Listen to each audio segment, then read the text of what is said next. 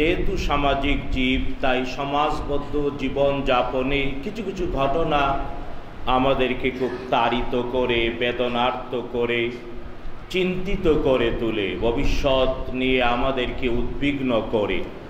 এমন একটি বিষয় নিয়ে আজকে বলতে চাই। তা হলো, আপনারা দেখেছেন যে বাংলাদেশের আমাদের ট্যাক্সের টাকায় পরিচালিত সর্বোচ্চ বিদ্যাপীঠ ঢাকা বিশ্ববিদ্যালয়ে একটা পাগল লোককে আমাদেরই ছেলেরা, যাদেরকে আমরা উচ্চ শিক্ষিত হওয়ার জন্য পাঠিয়েছি, তারা আনন্দের সাথে পিটিয়েছে। আমার শব্দ প্রয়োগটা জানি না, আমি যতদূর শুনেছি, দেখেছি, পড়েছি এর উপরে, যা আনন্দের সাথে পিটিয়েছে। কষ্ট এমন, কারণ পুরা সংবাদটা শুনেছেন আপনারা, যে লোকটা তাকে চুর সন্দেহে পিটিয়েছে, বলেছে তার পেটে ক্ষুধা, তখন তাকে খাইতে নিয়ে গেছে, পিটিয়েছে আনন্দের সাথে, তারপরে বলেছে আমার ক্ষুধা, খাইতে দাও, খাওয়াইতে নিয়ে গেছে। তো খাচ্ছে, জিজ্ঞেস করছে কেমন লাগে, তো ও তো পাগল, ব্রেন তো ঠিক না, বলে আলহামদুলিল্লাহ ভালো, এই কথাও বলছে, এটাও আসছে, খাওয়ায় দাওয়ায় নিয়ে আবার পিটিয়েছে। সুতরাং আমাদের এই ব্যাপারগুলো নিয়ে জনসচেতনতা তৈরি করা উচিত, এবং এই ব্যাপারে প্রত্যেকটি অভিভাবকের দায় রয়েছে। হ্যাঁ, সরকারেরও রয়েছে, আইন শৃঙ্খলা রক্ষাকারী বাহিনীরও রয়েছে, বিচারকদেরও রয়েছে, সবারই দায় যথাযথভাবে পূর্ণ করা উচিত। আর না হয় আজ একজন পাগল মানুষকে আনন্দের সাথে পিটিয়েছে, কিছুদিন আগে ওই আবরারকে যে পিটিয়েছিল, মেরেছিল, বুয়েটের মতো এদেশের, বাংলাদেশের সবচাইতে শ্রেষ্ঠ বিদ্যাপীঠে এক ছেলেকে কিভাবে পিটিয়েছিল, ওইটা তো এখনো সেই বিচার শেষ হয় নাই। তো যে বিচার এত ডিলে, এত দেরি, বিখ্যাত সেই ইংরেজি প্রবাদ, বিচার যদি দেরি হয়, জাস্টিস ডিলেড, তার মানে অতি দেরিতে বিচার হওয়া মানে বিচারটা নাই হওয়া, তাই কি? তো সুতরাং এই অপকালচার থেকে আমাদেরকে বের হতে হবে, যদি সত্যি স্বাধীনতার স্বাদ এদেশের প্রত্যেকটি মানুষকে তার ঘরে পৌঁছে দেওয়ার শপথ আমাদের সরকার নিয়ে থাকে। যাই হোক, এটা এই ঘটনাটার সাথে রিলেট কোরআন এবং সুন্নাহর কিছু কথা আমরা শুনতে চাই, যাতে করে আমরা দায়িত্ব সচেতন হতে পারি। এক নাম্বার হলো যে কোনো একটা প্রাণকে মেরে ফেলবেন, এই যে হত্যা করবেন, আর তা যদি হয় মানুষ অথবা জিন। হ্যাঁ, জিন আপনারা পান না নাগালের ভিতরে পাওয়া যায় মানুষকে, তাই একজন মানুষ আরেকজন মানুষকে মেরে ফেলতে চায়। এই যে আগ্রহ প্রকাশ করা, ইচ্ছা, মারা তো দূরের কথা, আগ্রহ বা ইচ্ছা প্রকাশ করা, মেরে ফেলা, এটা কবিরা গুনাহ। এটা কি? কারণ প্রত্যেকটা মানুষের মালিক কে? আঙ্গুল দিয়ে দেখায় বলেন কে? আপনারও মালিক, আমারও মালিক, এই পৃথিবীর প্রত্যেকটি মানুষের মালিক কে? আল্লাহ তাআলা। যিনি মালিক, মালিকেরই কর্তৃত্ব তিনি জন্ম দিয়েছেন, পাঠিয়েছেন। কারণ এই পৃথিবীতে জন্মগ্রহণের ব্যাপারে কোনো আবুল তাবুলের হাত নাই। জন্মটা কে দিয়েছেন? কে দিয়েছেন? আল্লাহ। তাই মৃত্যুটাও তারই নিয়ন্ত্রণে। তবে হ্যাঁ, আল্লাহ তাআলা এটা জানিয়ে দিয়ে বলেছেন, হুয়াল্লাযী খালাকাল মাউতা ওয়াল হায়াতা লিয়াবলুয়াকুম আইয়ুকুম আহসানু আমালা। তিনিই সে মহান সত্তা, যিনি মৃত্যুকে সৃষ্টি করেছেন আগে এবং সৃষ্টি করেছেন জীবন। পরীক্ষা করতে চান মৃত্যু আর জীবন মাঝখানের সময় দিয়ে কে কতটুকু ভালো কাজ করি। সুতরাং ভালো কাজ করার জন্যেই মৃত্যু আর জীবন, এই যে জন্ম আর মৃত্যুর মাঝখানের সময়টাকে সুযোগ হিসেবে দিয়েছেন।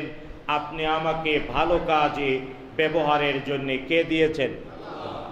তাই যদি কোনো প্রাণ মরতেই হয়, এটা কর্তৃত্ব কার? ক্ষমতাটা কার? তাই আপনি আমি কাউকে মেরে ফেলার অধিকার রাখি না, না, না। তবে হ্যাঁ, বলবেন হ্যাঁ আইনে তো আছে। ইয়েস, আইন কেবল আমাদের জীবনের সংরক্ষণ নিশ্চিত করার জন্য দিয়েছেন। এই ক্ষেত্রে আল্লাহ তাআলা কোরআন এবং সুন্নায় যে বিধিবিধান দিয়েছেন একে বলে শরিয়া। এর কি বলে? শরিয়া। মানে কোরআন এবং হাদিসের যত আইন আছে এক শব্দে বলে শরিয়া। আল্লাহ তাআলা শরিয়া দিয়েছেন। এই পৃথিবীতে 1,24,000 নবী এবং রসুল পাঠিয়েছেন।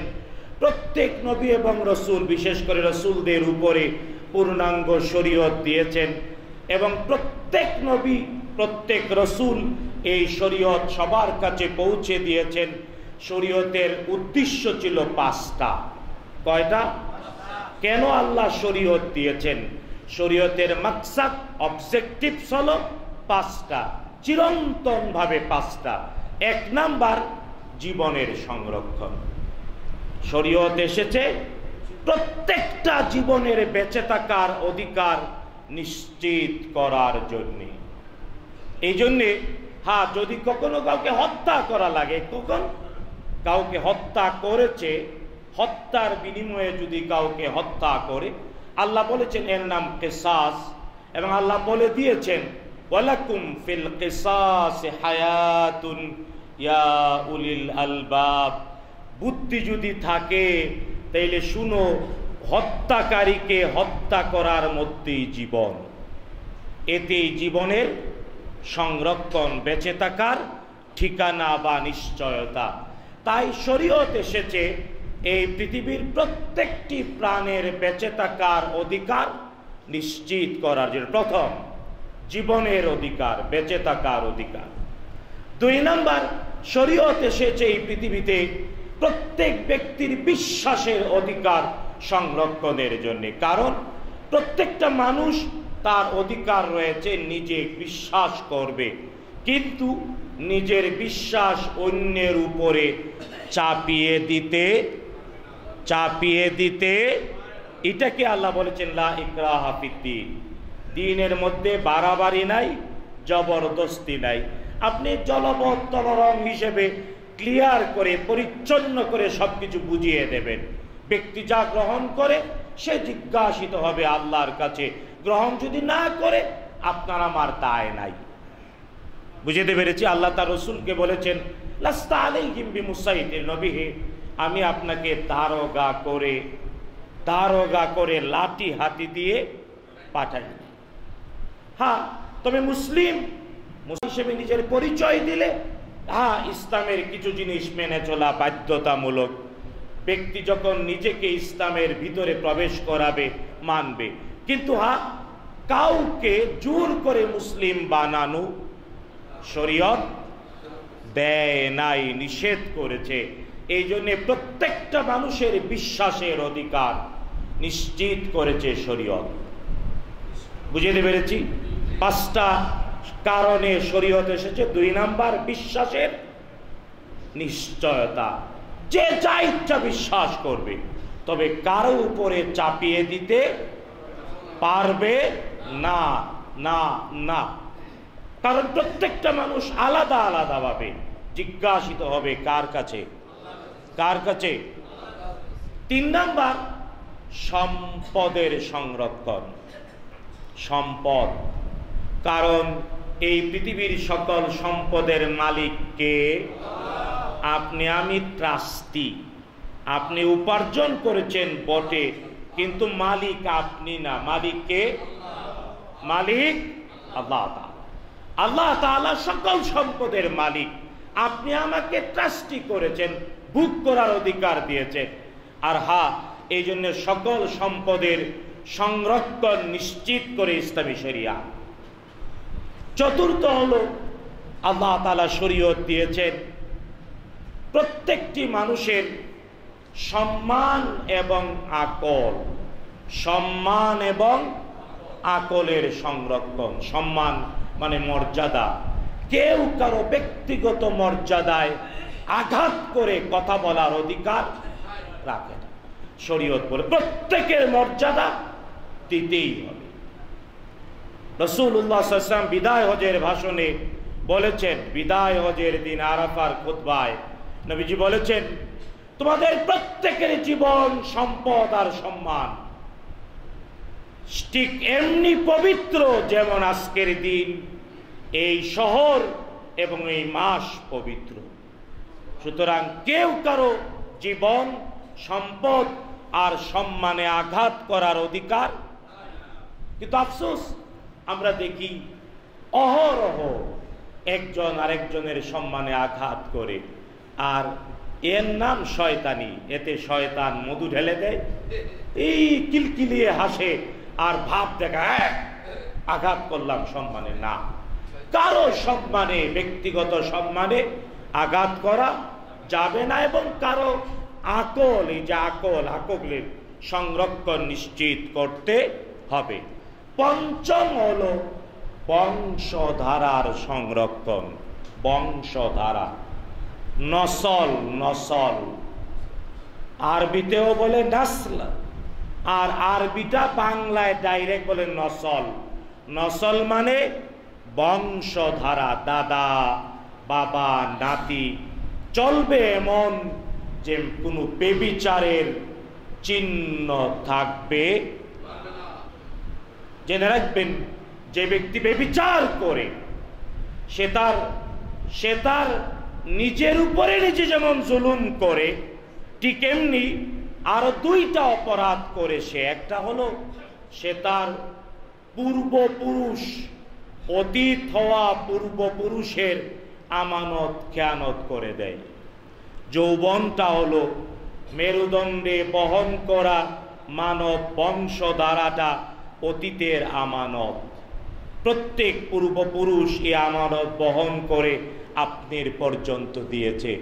সুতরাং যে কেউ চরিত্রহীন হয়ে যায়, বেবিচার করে, সে তার পূর্বপুরুষের আমানত ধ্বংস করে।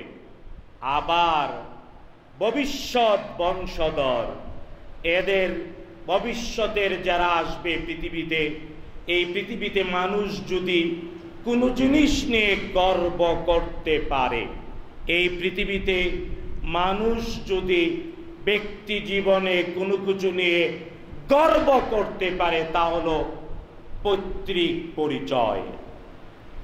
কিসের পরিচয়? বংশধারার পরিচয়। বিশ্বনবী বলেছেন, আনা ইবনু আব্দুল মুত্তালিব লা ফাখর, আনা ইবনু কুরাইশ লা ফাখর। নবীজি বলেছেন, আমি কুরাইশের সন্তান, গর্ব করছি না। আমি আব্দুল মুত্তালিবের সন্তান, গর্ব করছি না। কারণ বিশ্বনবী সাল্লাল্লাহু আলাইহি ওয়াসাল্লামের পবিত্র বংশের ব্যাপারে জিবরাইল, বুখারীর হাদিস, জিবরাইল সাক্ষী দিয়ে বলেছেন, সাইয়ারতুল আলামা কুল্লা। জিবরিল বলেছেন, পৃথিবীর পূর্ব পশ্চিম উত্তর দক্ষিণ দিগন্ত চষে বেরিয়েছে। বিশ্বনবী যে বংশধারায় পৃথিবীতে জন্ম নিয়েছেন, এর মতো পবিত্র বংশ পৃথিবীতে দ্বিতীয়টা নাই। তা আপনি আজ অনেক বদমাইশ আছে না? আপনারা না বললেও তো বুঝি চরিত্র যা, এটা ইংরেজিতে কথাটা, কিন্তু আসল কথা আলী রাদিয়াল্লাহু তাআলা আনহু, money is lost, nothing is lost, health is lost, something is lost, character is lost. Ali রাদিয়াল্লাহু তাআলার কথা। আফসোস, চরিত্রহীনেরা আজ অনেক জায়গায় বসে আছে। যার চরিত্র নাই তার কিচ্ছুই নেই। কারণ যার চরিত্র নাই, সে তার ভবিষ্যৎ বংশধরের আমানত ধ্বংস করে ফেলেছে। বুঝতে পেরেছেন? তাই শরীয়ত এসেছে কয়টা কারণে? 5টা কারণে শরীয়ত দিয়েছেন আল্লাহ তাআলা। আকাশের আইন, ইসলামের আইন, যত আইন পৃথিবীতে আল্লাহ তাআলা দিয়েছেন। এর মৌলিক কারণ কয়টা? তো এই যে এই 5টা 1 নাম্বারই জীবনের সংরক্ষণ। তাই শরীয়ত জীবনকে হেফাজত করে, শরীয়তের আইন জীবনের হেফাজতের জন্য আল্লাহ তাআলা দিয়েছেন। আর এই পৃথিবীতে যদি সত্যি জীবনের সংরক্ষণ কেউ চায়, শরীয়তের আইনটা কায়েম হওয়া। দেখুন, শরীয়ত বলেছে কেউ কাউকে মারতে পারবে না, মারার অধিকার কার? হ্যাঁ, তবে যদি নিজেরা মারামারি করে, নিজেরা যদি মারামারি করে তাহলে কি হবে শুনেন।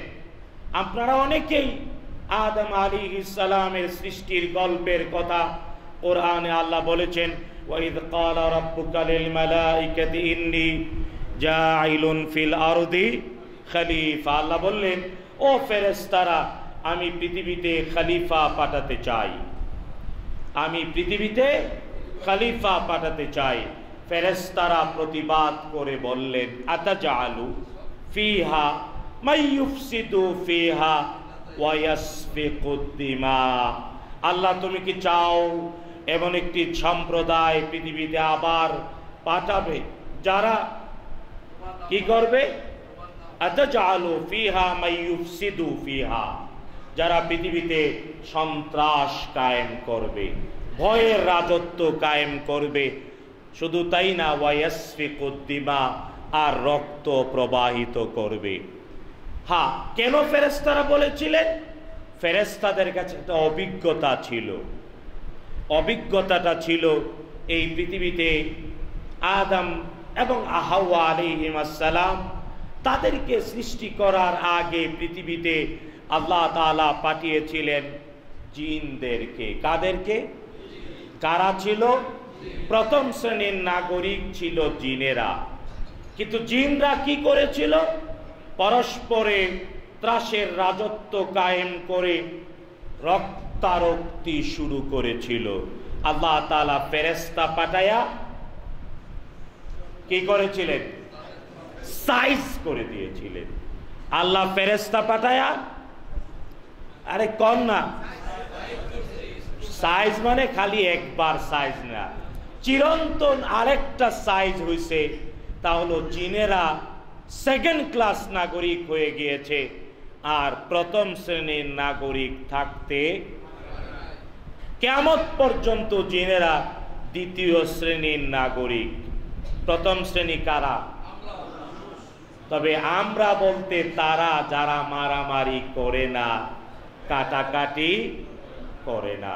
মারামারি, কাটাকাটি, রক্তারক্তি যারা করে, তারা প্রথম শ্রেণীর নাগরিক থাকার অধিকার হারিয়ে ফেলে। শাস্তি তো আছেই, কিন্তু এইটা ন্যাচারাল প্রথম শাস্তি। যারা মারামারি, কাটাকাটি আর ত্রাসের রাজত্ব কায়েম করে, তারা আর প্রথম শ্রেণীর সম্মানিত নাগরিক থাকার অধিকার ওটু খসে যায়। যেমন ফেরেশতারা বলেছিল জিনরা হারিয়ে ফেলেছিল। হ্যাঁ, আমাদের ভুলে গেলে চলবে না। তাই ত্রাসের রাজত্ব কায়েম করা, মারামারি, কাউকে মারা, এই ইচ্ছা পোষণ করাই কবিরা গুনাহ। হ্যাঁ, এবার যদি কেউ কাউকে মেরে ফেলে, তাহলে তার শাস্তি 2 জায়গায় হবে। হত্যার শাস্তি কয় জায়গায় হয়? হত্যার শাস্তি হবে কয় জায়গায়? 2 জায়গায়, দুনিয়ায় এবং আখিরাতে। জেনে রাখবেন, কিছু কিছু পাপের শাস্তি দুনিয়াতেও হবে, অবশ্যই আখিরাতেও হবে। দুনিয়ার শাস্তি আখিরাতের শাস্তিকে মুছে দেবে না, না, না। তবে কিছু কিছু অপরাধের শাস্তি দুনিয়ায় হলে আখিরাতে আল্লাহ ক্ষমা করে দিতে পারেন বলে আশা করা যায়। কিন্তু হত্যার শাস্তি দুনিয়াতেও হবে, আখিরাতেও। এবার আসেন, হত্যা যদি কেউ কাউকে করে, 1 নাম্বার সে কবিরা গুনাহ করলো। হ্যাঁ, দুনিয়ার শাস্তি দুইটার যে কোনো একটা হবে। দুনিয়ার শাস্তি হয়তো বিচারের মুখোমুখি করে দ্রুত, অতি সত্বর, দেরি না করে। আমি কি বুঝাতে পেরেছি? কারণ একটু আগে বলেছি জাস্টিস ডিলেড, জাস্টিস, তার মানে ইচ্ছা করে বিলম্বিত বিচার, তার মানে ন্যায় বিচারকে অস্বীকার করা। ইসলাম বলেছে না, অতি দ্রুত ন্যায় বিচার করে অবশ্যই হত্যাকারীকে হত্যা করতে, এর নাম কিসাস, এর নাম কিসাস। আর আল্লাহ বলেছেন হত্যাকারীকে হত্যা করা, এর মধ্যেই রয়েছে তোমাদের জীবন। ওয়ালাকুম ফিল কিসাসি হায়াতুন ইয়া উলিল আলবাব লাআল্লাকুম তাকিলুন। আকল যদি থাকে, বুদ্ধি যদি থাকে, আর একটু বুধ শক্তি থাকে, তাহলে বুঝবা হত্যাকারীকে হত্যা করা, এর মধ্যে তোমাদের জীবন। কে বলেছেন? আল্লাহ। তবে হ্যাঁ, যদি নিহতের পরিবার এর কাছে হত্যাকারীর পরিবার অথবা হত্যাকারী ক্ষমা যদি চায়, তাইলে যদি ক্ষমা করে দেয়, তাইলে দুনিয়ার শাস্তি মাপ পাইল, আখিরাতের শাস্তি মাপ হবে না। না না, এটা কুরআনে কারীমে এবং হাদিসে প্রমাণিত। বিশ্বনবী সাল্লাল্লাহু আলাইহি ওয়াসাল্লাম বলেছেন, আল্লাহ তাআলাও বলেছেন, মান কাতালা মুমিনান মুতাআম্মিদান ফাজাযাউহু জাহান্নাম খালিদিনা ফিহা, চিরন্তন চিরস্থায়ী জাহান্নামে যাবে যে অন্যায়ভাবে একটা প্রাণকে হত্যা করে। দুনিয়ার বিচার থেকে ক্ষমা চাইল, যদি ক্ষমা করে দেয় মাফ হতে, কিন্তু যদি বলে না মাফ করব, শর্ত আছে, রক্ত মূল্য দাও। কি দাও? দিয়াত। এটাকে বলে দিয়াত। দয় দীর্ঘিকার, অন্তুস্থ আকার ত, দিয়াত। দিয়াত দাও। দিয়াত দিলে ক্ষমা হতে পারে, দুনিয়ার শাস্তি ক্ষমা। দিয়াত রাসূলুল্লাহ সাল্লাল্লাহু আলাইহি ওয়াসাল্লামের পিতা আব্দুল্লাহর জবেহ আটকের আগে আব্দুল্লাহকে তার পিতা জবেহ করতে চাইলেন। এর আগে এর শাস্তি ছিল 10টা উট। দিয়াত ছিল, রক্ত মূল্য ছিল 10টা উটের বাজার মূল্য। কিন্তু আব্দুল্লাহ, রাসূলুল্লাহ সাল্লাল্লাহু আলাইহি ওয়াসাল্লামের সম্মানিত পিতা আব্দুল্লাহ, তার জবেহ আটকে যাওয়া থেকে এটা হয়ে গেল 100টা উট। কতটা উট? এবং এটা কিয়ামত পর্যন্ত শরিয়া গ্রহণ করেছে। এটা একজনকে যদি কেউ অন্যায়ভাবে মারে আর রক্ত মূল্য, তাইলে 100টা উটের বাজার মূল্য। কতটা উটের? 100টা উটের বাজার মূল্য হলো দিয়াত। তবে হ্যাঁ, আল্লাহ তাআলা কোরআন আল কারীমে আবার এটাও বলেছেন, হতে পারে যদি মুসলমান আর অমুসলিম কোন গোষ্ঠীর সাথে চুক্তি হলো, অমুসলিম কোন গোষ্ঠীর সাথে মুসলমানদের চুক্তি, আন্তরাষ্ট্রীয় চুক্তি, জাতিগত চুক্তি হলো, আর চুক্তিবদ্ধ অমুসলিম কাউকে অনিচ্ছাকৃত হত্যা করে ফেলল। চুক্তি আবদ্ধ অমুসলিম কাউকে কোন মুসলমান কি করে ফেলল? ভুলক্রমে হত্যা করে ফেলল। তাহলে আল্লাহ তাআলা বলছেন, যদি কেউ চুক্তিতে আবদ্ধ অমুসলিম কাউকে ভুলক্রমে হত্যা করে ফেলে, তাহলে অবশ্যই এর দুনিয়ার শাস্তি ভাগ ভাগ করে বলেছেন কে?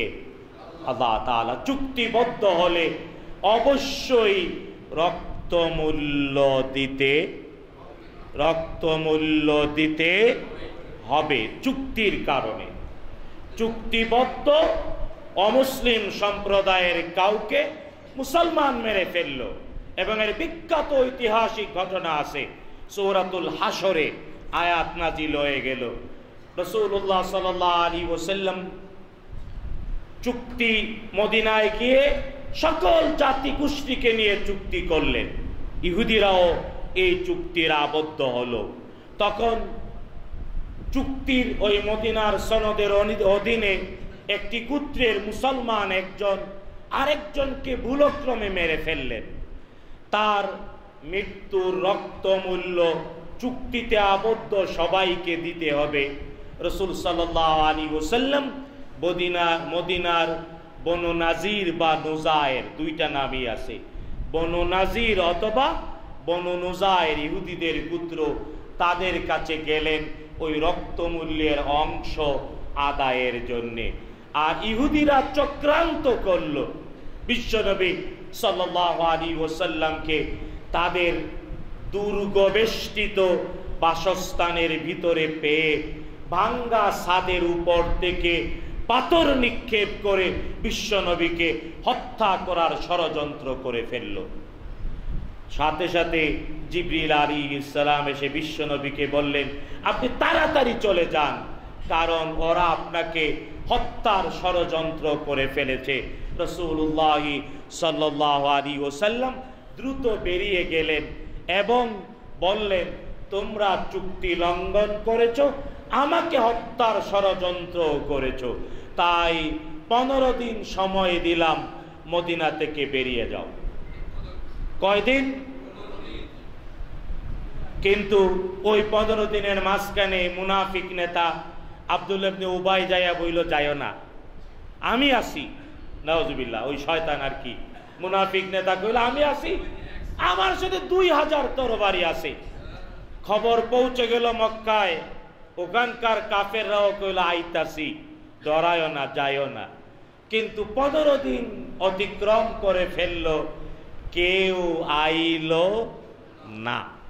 15 দিন শেষ হলো, 16 দিনের দিনে রাসূলুল্লাহ সাল্লাল্লাহু আলাইহি ওয়াসাল্লাম সাহাবায়ে কেরামকে নিয়ে দুর্গবেষ্টিত বনু নাজির বা নুজায়ের এদেরকে চতুর্দিক থেকে ঘেরাও করলেন এবং আল্লাহ তাআলার নির্দেশে সাহাবায়ে কেরাম ওদের খেজুরের বাগান, ওদের বাড়িঘরের চতুর্দিকে ছিল খেজুর, আর আল্লাহ তাআলার নির্দেশে সাহাবায়ে কেরাম কিছু খেজুর গাছ কেটে ফেললেন, কিছু আগুনে জ্বালায়া দিলেন। আর এই অবস্থা দেখে নিজেরা নিজেদের হাতে বাড়িঘর ভেঙ্গে নিজেরা মদিনা ছেড়ে পালায়া চলে গেল খায়বারে। এটা সূরাতুল হাশরে আল্লাহ বলছেন, মা কাতাতুম মিন লিনাতিন আও তারাকতুমুহা কাইমাতুন আলা উসুলিহা ফাবিইযনিল্লাহ। সূরাতুল হাশরে এই 4, 5, 6, 7 আয়াত পড়ে দেখেন। আল্লাহ তাআলা বলছেন, এবং আল্লাহ বলছেন, ইউখরিবুনা বুয়ুতাহুম বিআইদিহিম ওয়া আইদিল মুমিনিন ফাতাবিরু ইয়া উলিল আবসার। নিজেরা নিজেদের ঘর দুয়ার নিজের হাতে ভেঙ্গে পালায়া গেল। কারণ কি ছিল? কারণ ছিল খেজুর গাছ কেটে দেওয়া মানে অর্থনৈতিক অবরোধ করা। বিশ্বনবী শিখাইছেন, বুঝতে পেরেছেন? আজকের পৃথিবীর দেশে দেশে আর্থিক অবরোধ যায়, যে আর্থিক অবরোধের দ্বারা জাতিকে ধ্বংস করে দেয়া হয়। তাই ওই বনু নাজিরের বিরুদ্ধে আর্থিক অবরোধ, অর্থাৎ ওদের একমাত্র আয়ের উৎস ছিল খেজুর। খেজুর গাছ কেটে দিলেন, আগুনে জ্বালাই দিলেন। ওরা ভয়ে নিজেদের বাড়িঘর ভেঙ্গে নিজেরা নিয়ে পালাইয়া চলে গেল। কোরআনের শিক্ষা আমল করতে হবে। রাজি আছেন ইনশাআল্লাহ? খালি ইঙ্গিত দিলাম, শুনেন। সুতরাং হত্যাকাণ্ড এর দুনিয়ার শাস্তি কিসাস অথবা দিয়াত। কিসাস অথবা দিয়াত। দিয়াত মানে রক্তমূল্য। দিয়াত মানে কি? রক্তমূল্য। আর রক্তমূল্য কয়টা উটের দাম? 100টা উটের দাম। তবে হ্যাঁ, এটা কাদের জন্যে?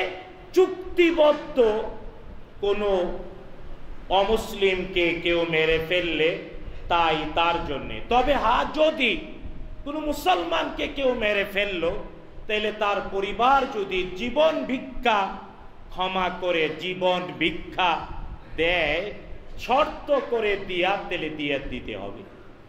কি দিতে হবে? দিয়াত দিতে হবে। আপনারা হয়তো বলবেন যে বাংলাদেশে তো আইনে আবার সুস্পষ্ট হত্যাকারী যাদের ফাঁসি হয় রাষ্ট্রপতি বলে ক্ষমা করে দেয়। বাংলাদেশে এই আইনে আছে না? বাংলাদেশের সাবেক অনেক রাষ্ট্রপতি একজনেই 18 জনকে মাফ করছে। 18 জন সুস্পষ্ট হত্যাকারীকে, প্রমাণিত হত্যা রাষ্ট্রপতি মাফ করে দিচ্ছে।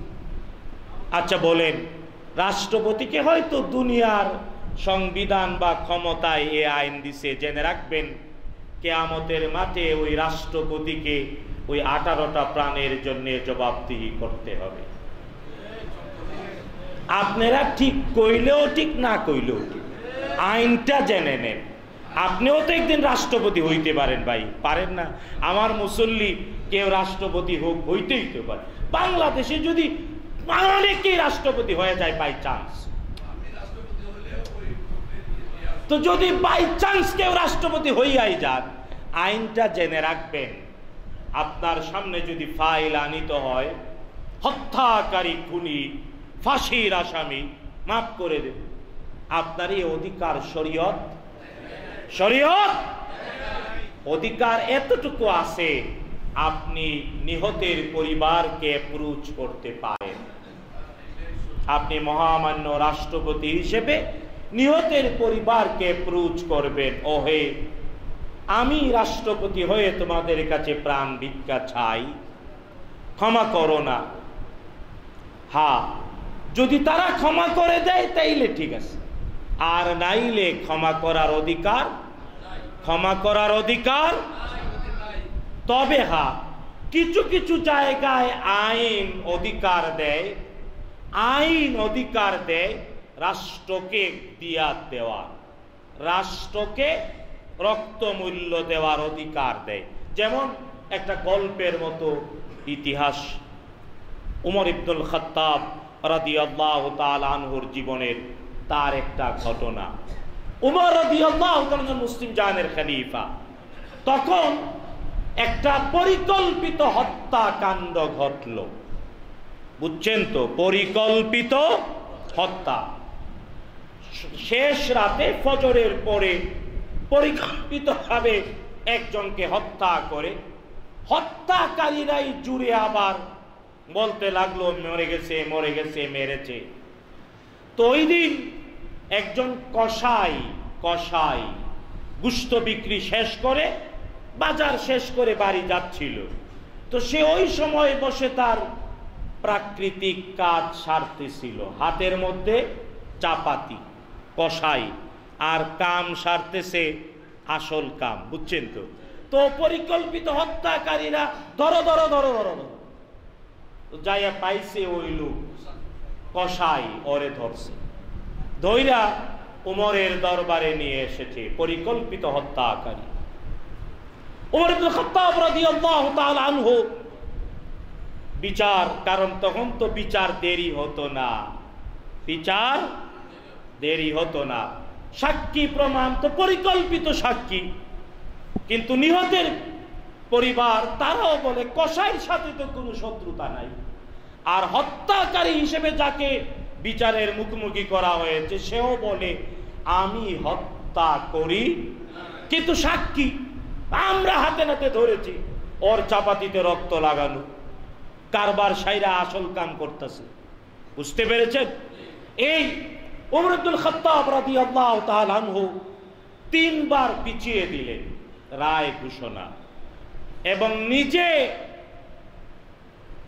আমিরুল মুমিনিন প্রধান বিচারপতি হয়ে নিজে ওই বিচারের রায় ঘোষণা করার আগে 3 বারই ওয়াজ করলেন, নসিহত করলেন, দেখো অন্যায়ভাবে কাউকে ফাঁসাতে যায় না। কিন্তু উমরের ওয়াজ তাদের মন গলাতে, পরিকল্পিত হত্যাকারীদের মন গলাতে বাধ্য হয়ে 3 তারিখে রায় ঘোষণা করলেন। নিহতের পরিবার তারাও মাফ করবে না, দিয়ত নিবে না, হত্যার বিনিময়ে। তখন যেদিন ওই আসল কসাইকে হত্যা করা হবে, ওই মুহূর্তে তাকে হাত পা বাঁধা হয়েছে, হত্যা করা হবে, ওই মুহূর্তে ওমর ইবনুল খাত্তাব রাদিয়াল্লাহু তাআলা আনহু আবার আবেগঘন একটা বক্তৃতা করলেন। তো হত্যাকারীও আসছে দেখার জন্য, পরিকল্পিত হত্যা। তো তখন হত্যাকারী উমরের এই সর্বশেষ বক্তব্য শুনে আর নিজেকে আটকে রাখতে চিৎকার করে বলে উঠল, আমিরুল মুমিনিন, আমি হত্যাকারী, সে হত্যা করে নাই। আচ্ছা, এবার বুঝেন উমরের রাগ। শয়তান যারে ভয় পাইতো ওই উমর, তার রাগ। ওমর ইবনুল খাত্তাব বলেন, ধরো এর, ধরো। বুঝতেই পারছে, কিন্তু ওই মুহূর্তে উমরের পুত্র, এই পৃথিবীতে বিশ্বনবীর সাহাবীদের মধ্যে শ্রেষ্ঠ 4 জন আব্দুল্লাহ ছিলেন। আবাদালাতুল আরবা, 4 শ্রেষ্ঠ আব্দুল্লাহর একজন উমরের পুত্র আব্দুল্লাহ ইবনু উমর রাদিয়াল্লাহু তাআলা আনহু। দেখলেন বাবা রাগ করেছে, বিচার করতে চাচ্ছে। রাগ করে তো বিচার করা যায় না। আর বাবা চূড়ান্ত মুহূর্তে হত্যার স্বীকৃতি দানকারী, তাকে হত্যা করতে চাচ্ছে, অথচ কোরআনের আয়াত। তখন পুত্র আব্দুল্লাহ ইবনে উমর বললেন, আমিরুল মুমিনিন, আপনি থামেন, আল্লাহর কথা শুনেন। কার কথা? তখন উমরের পুত্র, পিতা পুত্রকে আল্লাহ রহম করুন, বলেন না আমিন। পিতা পুত্রকে আল্লাহ আমাদের পক্ষে উত্তম প্রতিদানে ধন্য করুন, যেটা বলেন আমিন। তখন পুত্র তেলাওয়াত করলেন সূরাতুল মায়েদার আয়াত। আল্লাহ বলছেন, মান কাতালা নাফসান বিগাইরি নাফসিন আও ফাসাদিন ফিল আরদি ফাকান্নামা কাতালান নাস জামিআ। কেউ যদি অন্যায়ভাবে একটা প্রাণকে হত্যা করে, সে যেন তাবৎ মানবতাকে হত্যা করে। পরে আবার আল্লাহ বললেন, ওয়ামান আহইয়াহা ফাকান্নামা আহয়ান নাস জামিআ। একজন নিষ্পাপ মানুষকে হত্যা থেকে যদি কেউ বাঁচায়া দেয়, সেও যেন তাবৎ মানবতাকে নতুন নতুন জীবন দেয়। এখানে হত্যাকারী এতদিন নিজেকে লুকিয়ে রেখেছে বটে, সাক্ষী দিয়ে প্রমাণ করে নিরপরাধ ব্যক্তি হত্যার মুখোমুখি ছিল, তাকে যখন হত্যা থেকে বাঁচিয়ে দিয়েছে, তাইলে প্রথম হত্যাকারী তাবৎ মানবতাকে হত্যা করেছে বটে, দ্বিতীয়বার একজন নিষ্পাপকে হত্যা করা থেকে বাঁচাইয়া দিয়া তাবৎ মানবতাকেও নতুন নতুন। এই পুত্রের এই আয়াত তেলাওয়াত শুনে পিতা আমিরুল মুমিনিন উমর ইবনুল খাত্তাব বললেন, ঠিক আছে, হত্যাকারীকেও মাপ, এই বিচার করে কসাই তারও মাপ। আর কোরআনের আয়াত বলে, তাই আসো নিহতের পরিবার, রাষ্ট্র, আমি খলিফা তোমাদেরকে 100টা উটের দাম দিয়ে দিলাম। কন্যা সুবহানাল্লাহ। এই জন্য এইভাবে বিচার আছে না নাই? বলেন আছে না নাই? সুতরাং আমরা আজকে এই বিষয়গুলো সবাইকে জানানো উচিত, জানানো দরকার, সচেতনতা তৈরি করা উচিত। তবে হ্যাঁ, এর চেয়েও একটা বড় কথা, আজ আমাদের ছেলে পেলে, আমাদের জেনারেশনের মাইন্ড সেটআপ পরিবর্তন করা উচিত। একটা ছেলে চুরি করলো, সন্দেহ হলো, তাই বলে মনের আনন্দে পিটাবে, এটা সুস্থ বিবেকের, সুস্থ মানসিকতার প্রমাণ। এটা জিজ্ঞাসা, হিংস্রতা, পশুত্বের প্রমাণ, ঠিক না বেঠিক? বলেন, আজ আমরা সর্বোচ্চ বিদ্যাপীঠে আমাদের ছেলে মেয়েকে পাঠাই ওদের মাইন্ড সেট আপ এইভাবে হওয়ার জন্যে যাতে তারা মানুষ হয়, না পশুত্ব? বলেন, হিংস্রতা, জিজ্ঞাসা? অবশ্যই। দেখুন শিক্ষা কি?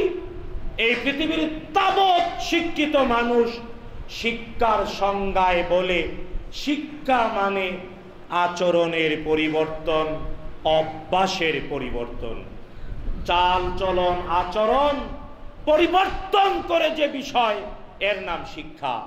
সার্টিফিকেট এর নাম শিক্ষা। আজ সত্যিকারের শিক্ষার অভাব। দেখুন শিক্ষা কারে কয়? শিক্ষিত মানুষ, তার মধ্যে মনুষ্যত্ব থাকবে, তার আচরণ চাল চলনে প্রমাণ হবে সে শিক্ষিত। আজ আমাদের ছেলে মেয়ে, আমাদের উত্তরাধিকার, এদের প্রত্যেকের মধ্যে শিক্ষার সত্যিকারের প্রাণ আমাদের পৌঁছে দিতে হবে না? হবে না? দেখুন, তাই আর লম্বা বলবো না, আমার শুধু দাবি, দেখুন শিক্ষা প্রতিষ্ঠান যেখানে অস্ত্রের ঝনঝনানি, রক্তের দাগ যেখানে লাগে, এটা শিক্ষা প্রতিষ্ঠান হতে পারে না, পারে না, পারে না। শিক্ষা এবং শিক্ষা প্রতিষ্ঠান হবে জান্নাতি পরিবেশ। কারণ আল্লাহ তাআলা আমাদের আদি পিতা আদি মাতাকে প্রথম শিখিয়েছেন কোথায়? জান্নাতে। কোথায়? জান্নাতে। তাই শিক্ষা প্রতিষ্ঠানের পরিবেশ জান্নাতি পরিবেশ হওয়া উচিত। তাই আমাদের দাবি, বর্তমান অন্তর্বর্তী সরকারের কাছে এমন পশুত্ব শিক্ষা প্রতিষ্ঠান থেকে যাচাইয়া বিদায় করতে হবে। আপনারা আছেন আমার সাথে? শিক্ষা প্রতিষ্ঠানে পশুত্ব থাকতে পারবে, জিজ্ঞাসা থাকতে, রক্তের দাগ থাকতে পারবে না, অস্ত্রের ঝনঝনানি থাকতে পারবে না। আমাদের দাবি এমন নির্মম হত্যাকাণ্ডের দ্রুত দৃষ্টান্তমূলক বিচার করা হোক। বাংলাদেশের যে আইন আছে ওই আইন দিয়ে দৃষ্টান্তমূলক বিচার 2 মাস 3 মাসের মধ্যে করা হোক, এটা আমাদের দাবি। যদি সরকার তা করতে না পারে, সরকারেরও 12টা বাজবে। সরকারেরও বলেছিলাম, সরকার যেদিন শপথ নেয় এর পরের জুমায় কোরআনে আল্লাহ বলছেন, লিনানজুরা কাইফা তা'মালুন, তোমাদেরকে উত্তরাধিকার আল্লাহ করেছেন, ক্ষমতা দিয়েছেন, আমরা দেখতে চাই ভালো করো না মন্দ করো। তাই এমন এমন এমন লজ্জাজনক হত্যাকাণ্ড, দুঃখজনক হত্যাকাণ্ড। কারণ যে ছেলেটাকে মেরেছে সে পাগল। টেলিফোনে তার আত্মীয়কে বলা হয়েছে, তারা বলেছে সে পাগল, কিন্তু তারপরেও আমাদের ছেলে পেলে এত পশু, পশুর বাচ্চা পশু, এই পাগলকে ছাড়ে না। এগুলা এমনি হয় নাই, খোঁজ নিয়ে দেখেন ওর গুড়ায় গলত কি বলেন। সুতরাং গুড়া থেকে সংশোধনের সময় এসেছে। আল্লাহ তাআলা তৌফিক দিন, আমিন। হাদা মা ইনদি ওয়াল ইলমু ইনদাল্লাহ আলাইহি তাওয়াক্কালতু ওয়া ইলাইহি উনীব।